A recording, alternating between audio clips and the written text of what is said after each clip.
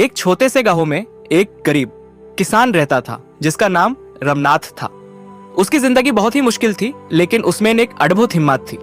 रमनाथ का एक छोटा सा खेती का जमीन था जहां वो अपने परिवार के साथ खेती करके अपना जीवन व्यतीत करता था। उसके पास बस एक पुरानी गाड़ी थी जो वो खेतों तक जाने के लिए इस्तेमाल करता था। खेत में काम करते हुए वो कभी कभी थक जाता, पर उसके मन में कभी हार नहीं आती थी। रमनाथ के परिवार में उसके पति, 2 बच्चे और एक बूढ़ी माँ थी। उसके बच्चे स्कूल जाते थे, लेकिन उसकी आर्थिक स्थिति कभी इतनी अच्छी नहीं थी कि वो उनको अच्छी शिक्षा दे सके। फिर भी रमनाथ अपने बच्चों को हमेशा ये सिखाता था कि मेहनत और ईमानदारी से कमाई करना सबसे जरूरी है।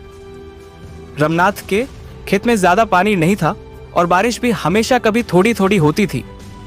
हर साल वो अपनी फसल पे पूरी उम्मीद लगाता था, लेकिन अक्सर उसको अंजाम उतना अच्छा नहीं मिलता था।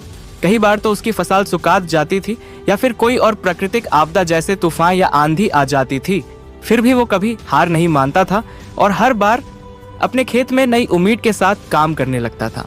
एक साल ऐसा आया जब रमनाथ की फसल इतनी खत्म हो गई थी कि उसके पास खुद के लिए भी खाने को कुछ नहीं था।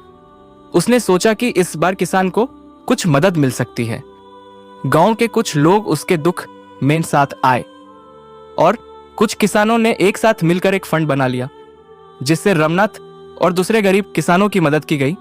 रमनाथ ने सोचा कि अगर वो कुछ और कर सके तो अपनी जिंदगी और अपने परिवार की मुश्किलें दूर कर सकता है। उसने सोचा कि अपने खेत में कुछ अलग तरीके से खेती करने की कोशिश करेगा, जैसे ऑर्गेनिक खेती या फिर छोटे खेत में भीड़ ब्रीडिंग जैसी चीजें। धीरे धीरे रमनाथ को अपनी नई तरीके से खेती करने में सफलता मिलने लगी।